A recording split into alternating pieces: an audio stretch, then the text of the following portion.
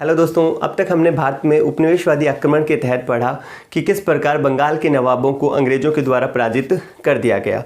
और आज की क्लास में हम बात करेंगे कि अंग्रेज़ों का मराठों के साथ जो संघर्ष हुआ वह किस प्रकार हुआ, उसमें किसकी पराजय हुई। तो मैंने आपको जब ये चैप्टर शुरू किया था तब बताया था कि मुग़लों का जो पतन का दौर था वह 18वीं शताब्दी में प्रारंभ हो गया था और मुग़लों के उत्तराधिकारी के रूप में अगर किसी भारतीय शक्ति को देखा जा रहा था तो वो कौन थे? मराठे। ठीक है, एक तरह से उस समय मराठे मुग़ल बादशाह को सुरक्षा प्रदान कर रहे थे। इसी कारण जब अफ़गान शासक अहमद शाह अब्दाली का आक्रमण भारत पर होता है, अहमद शाह अब्दाली जब भारत पर आक्रमण करते हैं या मुग़ल सत्ता पर आक्रमण करते हैं तो इसका सीधा संघर्ष किसके साथ होता है? मराठों के साथ। और मराठों के साथ यह पानीपत के तीसरे युद्ध में 1761 को आमने सामने होता है। ठीक है, इस युद्ध में जहां अफ़गान शक्ति का नेतृत्व कौन कर रहा था? अहमद शाह अब्दाली। वहीं मराठा शक्ति का नेतृत्व सदाशिव राव भाऊ तथा तत्कालीन मतलब इस समय के जो पेशवा थे बालाजी बाजीराव के पुत्र विश्वासराव। ठीक है, एक तरफ अहमद शाह अब्दाली था जबकि मराठा शक्ति का नेतृत्व कौन कर रहा था? सदाशिव राव भाऊ तथा विश्वास राव। पानीपत के तीसरे युद्ध में मराठों की बहुत ही बुरी पराजय होती है। सर जादूनाथ सरदेसाई लिखते हैं कि इस समय मराठवाड़ा में कोई घर ऐसा नहीं था जिसमें किसी का बेटा, किसी का पति, किसी का पिता इस युद्ध में खेत नहीं रहा हुआ था। हर घर से कोई ना कोई पुरुष की मृत्यु हुई थी। इस कथन से स्पष्ट होता है कि पानीपत के युद्ध ने मराठों की क्या स्थिति या क्या राजनीतिक स्थिति बनाकर छोड़ी होगी। ठीक है, इस युद्ध से यह सुनिश्चित नहीं हुआ कि आने वाले समय में मुग़ल जो सत्ता थी उसका उत्तराधिकारी भारत में कौन होगा, लेकिन यह सुनिश्चित हो गया कि वे कौन नहीं होंगे? मराठे नहीं होंगे। जो मराठे अब तक अंग्रेज़ों से लड़ने में सक्षम थे, पानीपत की पराजय ने उन्हें अंग्रेज़ों के समक्ष उतना शक्तिशाली नहीं रहने दिया। फिर भी मराठा जल्दी ही पुनः शक्तिशाली हुए। अंग्रेज़ों को भी यह समय मिला कि वे अपनी सैन्य सत्ता को मजबूत कर सकें। इसके उपरांत अंग्रेज़ों तथा मराठों के बीच में 3 युद्ध हुए। ठीक है, इन्हीं युद्धों को हम आंग्ल मराठा संघर्ष के नाम से जानते हैं। तो अब 1 बाय 1 हम तीनों आंग्ल मराठा युद्धों की बात करेंगे। तो प्रथम आंग्ल मराठा जो युद्ध था, प्रथम आंग्ल मराठा युद्ध था ठीक है, फिर द्वितीय आंग्ल मराठा युद्ध और लास्ट में तृतीय आंग्ल मराठा युद्ध। अगर प्रथम आंग्ल मराठा युद्ध की बात की जाए तो प्रथम आंग्ल मराठा युद्ध 1775 से लेकर 1782 के बीच हुआ। ठीक है, दूसरा आंग्ल मराठा युद्ध 1803 से 1806 के बीच और तीसरा तथा अंतिम आंग्ल मराठा युद्ध 1817 से 1818 के बीच हुआ। अगर इस समय पेशवा की बात की जाए तो प्रथम आंग्ल मराठा युद्ध था, उसमें पेशवा कौन थे? माधव नारायण राव। ठीक है, प्रथम आंग्ल मराठा युद्ध के समय पेशवा कौन थे? माधव नारायण राव। जबकि द्वितीय आंग्ल मराठा युद्ध के समय पेशवा था बाजीराव द्वितीय और तृतीय आंग्ल मराठा के समय भी पेशवा कौन था? बाजीराव द्वितीय। ठीक है, अब युद्ध के जो कारण थे उसकी बात की जाए कि किस कारण युद्ध प्रारंभ हुआ, तो प्रथम आंग्ल मराठा युद्ध को हम सबसे पहले लेते हैं। इस युद्ध का जो तात्कालिक कारण था वह क्या था? मराठों की अथवा पेशवा परिवार की आपसी फूट। ठीक है, अब आपसी फूट क्या थी? 1773 में पेशवा माधव राव की अकाल मृत्यु हो जाती है। ठीक है। ये माधवराव वही पेशवा थे जिन्होंने पानीपत के युद्ध के उपरांत मराठों को पुनः एक शक्ति के रूप में स्थापित किया था। लेकिन इनकी जैसे ही मृत्यु होती है तो इनकी मृत्यु के उपरांत इनके पुत्र जिनका क्या नाम था, नारायण राव को पेशवा बनाया जाता है। ठीक है, माधवराव की अचानक अकाल मृत्यु हो जाती है जिसके परिणाम स्वरूप नारायण राव को पेशवा बनाया जाता है। लेकिन मराठा इतिहास में एक व्यक्ति जिसका आपने नाम सुना होगा, राघोबा या रघुनाथ राव। ठीक है, ये राघोबा या रघुनाथ राव कौन था? जो पहले पेशवा थे बालाजी बाजीराव, उनका भाई था। ठीक है, और ये क्या करता है, जैसे ही माधवराव की मृत्यु होती है तो स्वयं क्या कहता है कि वह पेशवा बनेगा, और यह पेशवा बनने के लालच में किसकी हत्या करवा देता है? नारायण राव की। कौन? राघोबा किसकी हत्या करवा देता है? नारायण राव की। नारायण राव की मृत्यु के उपरांत राघोबा को पेशवा बनाने के स्थान पर पेशवा किसे बना दिया जाता है? मराठा सरदार निर्णय लेते हैं कि राघोबा को पेशवा नहीं बनाया जाएगा। पेशवा किसे बनाया जाएगा? नारायण राव के अल्पवयस्क पुत्र माधव नारायण राव। ठीक है, अल्पायु होता है, लेकिन मराठा सरदार यह निर्णय लेते हैं कि राघोबा को पेशवा ना बनाकर किसे बनाया जाएगा? नारायण राव के पुत्र माधव नारायण राव। ठीक है, ये कौन सा माधव नारायण राव है? ये जो प्रथम आंग्ल मराठा युद्ध के समय मराठा पेशवा था। जैसे ही माधव नारायण राव को पेशवा बनाया जाता है, राघोबा या रघुनाथ राव द्वारा अब अंग्रेजों की तरफ रुख किया जाता है। ठीक है, ये अंग्रेजों की शरण में चला जाता है। बम्बई के अंग्रेजों के साथ यह एक संधि करता है। किसके साथ? बम्बई अंग्रेजों के साथ संधि करता है। संधि का नाम क्या होता है? सूरत की संधि। ठीक है, क्या नाम होता है? सूरत की संधि। कब होती है? 1775। ठीक है, 1775 में राघोबा तथा मुंबई या बम्बई के अंग्रेजों के साथ एक संधि करता है जिसका नाम था सूरत की संधि। इस संधि के तहत बम्बई के अंग्रेज राघोबा को यह वचन देते हैं कि वह उसे पेशवा बनने में सहायता उपलब्ध करवाएंगे, सैन्य सहायता उपलब्ध कराएंगे, लेकिन उस सैन्य सहायता के बदले जो सैनिक खर्च होगा वह संपूर्ण खर्च कौन भुगतान करेगा? राघोबा करेगा। ठीक है, इसी के साथ अंग्रेजों तथा मराठों के बीच युद्ध प्रारंभ हो जाता है। सूरत की संधि के उपरांत पुरंदर की संधि होती है।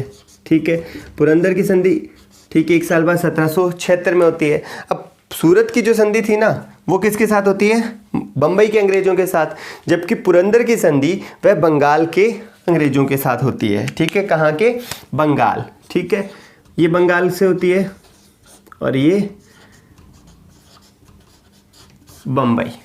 ठीक है, अब बंगाल, चूंकि इस समय 1776 में वॉरेन हेस्टिंग्स को बंगाल का गवर्नर जनरल बना दिया गया था तथा बम्बई तथा मद्रास को उसके अधीन कर दिया गया था, इसलिए बंगाल के साथ जो संधि होती है उसमें यह शर्त होती है कि ये मराठों के साथ ही होती है, और इसमें शर्त क्या होती है कि अगर बम्बई के अंग्रेज किस पे आक्रमण करते हैं? मराठों पे आक्रमण करते हैं, पूना पेशवा पे आक्रमण करते हैं, तो बंगाल के अंग्रेज जो हैं वह उनके विरुद्ध मराठों का साथ देंगे। ठीक है, इसके उपरांत बड़गांव की संधि होती है, बड़गांव की संधि या समझौता। ठीक है, बड़गांव समझौता होता है। ठीक है, इसके 1779 में बड़गांव समझौते में भी यही विवाद आगे चलता रहता है। ठीक है, बड़गांव समझौते के परिणाम स्वरूप अंग्रेज अब स्वयं को अपमानित समझने लगते हैं। ठीक है, अंग्रेजों तथा मराठों के बीच निरंतर संघर्ष चलता रहता है और अंततः 1782 में सालबाई की संधि 1782 में संपन्न होती है। कब होती है? 1782 में सालबाई की संधि संपन्न होती है। इस संधि में मराठों और अंग्रेजों के द्वारा सर्वसम्मति से यह निर्णय लिया जाता है कि अब तक अंग्रेजों के द्वारा जो मराठों के प्रदेश तथा मराठों के द्वारा जो अंग्रेजों के प्रदेश विजित किए गए हैं, जीते गए हैं, उन्हें वे एक दूसरे को पुनः वापस लौटा देंगे और आगामी 20 वर्षों तक, आने वाले 20 साल तक एक दूसरे पर किसी प्रकार का कोई आक्रमण नहीं करेंगे।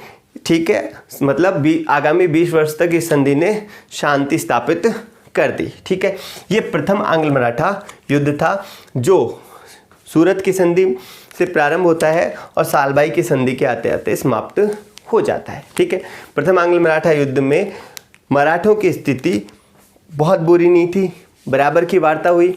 ठीक है, 20 वर्ष की जो शांति समझौता हुआ उसमें अंग्रेजों को अधिक अपमान सहना पड़ा क्योंकि मराठा थे वो पानीपत के युद्ध में अपनी शक्ति खो चुके थे, वह पुनः स्थापित हुए थे। ठीक है, अब प्रथम आंग्ल मराठा युद्ध के बाद हम बात करते हैं द्वितीय आंग्ल मराठा युद्ध की। ठीक है, प्रथम आंग्ल मराठा युद्ध का जो तात्कालिक कारण था वह क्या था? पेशवा परिवार की आपसी फूट।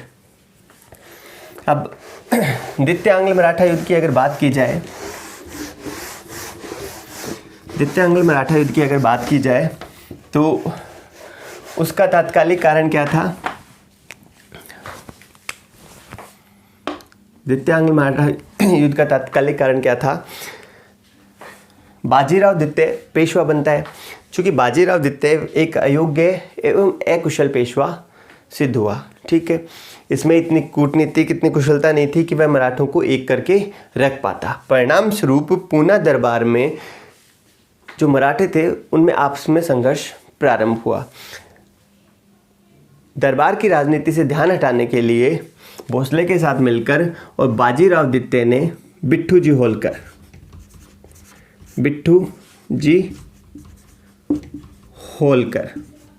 ठीक है, बिट्ठू जी होलकर, ठीक है, इंदौर के बिट्ठू जी होलकर जो जसवंत राव होलकर के छोटे भाई थे और पूना में अथवा पेशवा दरबार में जसवंत राव होलकर की तरफ से प्रतिनिधित्व करते थे। ठीक है, बिट्ठू जी होलकर की हत्या किसने करवा दी? बाजीराव द्वितीय ने।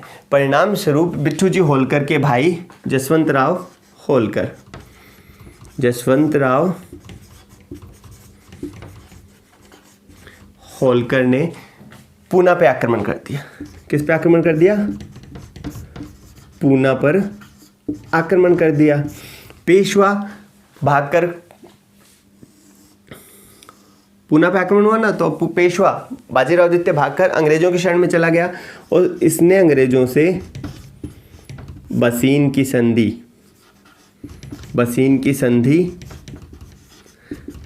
1802 ईस्वी। ठीक है, बसीन की संधि कर ली। बसीन की संधि बाजीराव द्वितीय तथा लॉर्ड वेलेजली के बीच हुई। यह सहायक संधि थी। ठीक है, और इस संधि के परिणाम स्वरूप अब पेशवा भी अप्रत्यक्ष रूप से किसके अधीन आ गया था? अंग्रेजों के अधीन हो गया था। इस संधि के अनुसार जो शर्तें थी उसी के कारण अंग्रेजों तथा मराठों के बीच में संघर्ष हुआ। ठीक है, द्वितीय आंग्ल मराठा युद्ध के अंतर्गत 1803 में सबसे पहले रघुजी भोसले, ठीक है, कौन? रघुजी भोसले पराजित हुए और इनके द्वारा देवगांव की संधि कर स्वयं को युद्ध से अलग कर लिया गया। ठीक है, 1804 में सिंधिया भी पराजित हो गया। ठीक है, ग्वालियर के सिंधिया है ना, वर्तमान में जो ज्योतिरादित्य सिंधिया है उनके पूर्वज थे ये।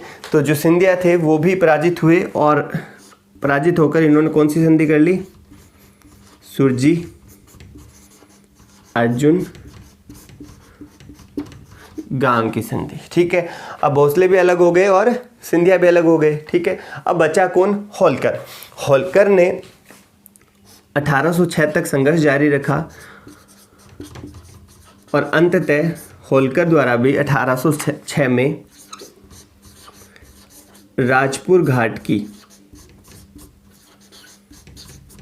की संधि कर स्वयं को युद्ध से अलग कर लिया गया। ठीक है, अब सिंधिया के बाद होलकर भी युद्ध से अलग हो गया। ठीक है, पेशवा को पुनः बाजीराव द्वितीय को पुनः पेशवा मान लिया गया। अंग्रेजों ने इन सभी को पराजित कर दिया गया। राजपुर घाट की संधि के साथ ही द्वितीय आंग्ल मराठा युद्ध जो 1803 से 6 के बीच चला था समाप्त हो गया। अब द्वितीय आंग्ल मराठा युद्ध के बाद हम बात करेंगे तृतीय आंग्ल मराठा युद्ध की। ठीक है, प्रथम आंग्ल मराठा युद्ध हो गया, द्वितीय आंग्ल मराठा युद्ध हो गया। अब किसकी बात करेंगे? तृतीय आंग्ल मराठा युद्ध की। ठीक है, तृतीय आंग्ल मराठा युद्ध की अगर बात की जाए, ठीक है, तृतीय आंग्ल मराठा का युद्ध कब हुआ था? 1817 से 18 के बीच में। ठीक है, इस समय भी पेशवा कौन था? बाजीराव द्वितीय। और इनका संघर्ष, जो संघर्ष का कारण था इस समय, वो क्या था? बाजीराव द्वितीय का खिड़की स्थित जो रेजिडेंसी थी, ठीक है, खिड़की स्थित जो रेजिडेंसी थी, ठीक, उस पर आक्रमण करना। ठीक है, खिड़की क्या अंग्रेज रेजिडेंसी थी और इस पे आक्रमण किसने किया? पेशवा बाजीराव द्वितीय ने। ठीक है, इस आक्रमण का जो कारण था वह था पेशवा बाजीराव द्वितीय अब पुनः मराठों में एकता स्थापित करना चाहते थे और इस एकता के माध्यम से अंग्रेजों को पराजित करना चाहते थे। इसलिए उन्होंने अंग्रेज रेजिडेंसी खिड़की पर आक्रमण किया। ये खिड़की में इनका प्रथम युद्ध हुआ। ठीक है, इसी के साथ तृतीय आंग्ल मराठा युद्ध शुरू हो गया। इसके अंतर्गत 5 लड़ाइयाँ लड़ी गई। पहली खिड़की का युद्ध, दूसरा सीताबाड़ी का युद्ध, ठीक है, तीसरा मेहंदीपुर का युद्ध, चौथा कोरेगांव का युद्ध और पांचवा आष्टी का युद्ध। आष्टी के युद्ध में पेशवा अंतिम रूप से पराजित हो गए। बाजीराव द्वितीय अंतिम रूप से पराजित हो गए और इन्हें यहाँ से बिठूर भेज दिया गया। ठीक है, बिठूर कहाँ आता है? कानपुर में। ठीक है, आष्टी के युद्ध में बाजीराव द्वितीय के पराजय के उपरांत उन्हें पेंशन देकर बिठूर कानपुर भेज दिया गया। अंग्रेजों का मराठा राज्य पर अधिकार हो गया। अंग्रेजों ने मराठा राज्य को ब्रिटिश साम्राज्य के अधीन कर लिया, उसे ब्रिटिश साम्राज्य में मिला लिया। ठीक है, जो आंग्ल मराठा युद्ध से तीसरा आंग्ल मराठा युद्ध था, उससे संबंधित क्वेश्चन कई बार पूछ लिया जाता है कि तृतीय आंग्ल मराठा युद्ध के अंतर्गत 5 लड़ाइयाँ हुई थी, उनमें से कौन सी लड़ाई निम्न में शामिल नहीं है? तो 3 ऑप्शन इनमें से किसी के दे देंगे और 1 ऑप्शन कोई अन्य युद्ध का दे देंगे। ठीक है, इसी के साथ आंग्ल मराठा जो संघर्ष था, इसको हम यही समाप्त करते हैं, विराम देते हैं और अगले चैप्टर के रूप में हम बात करेंगे आंग्ल मैसूर युद्ध की। ठीक है।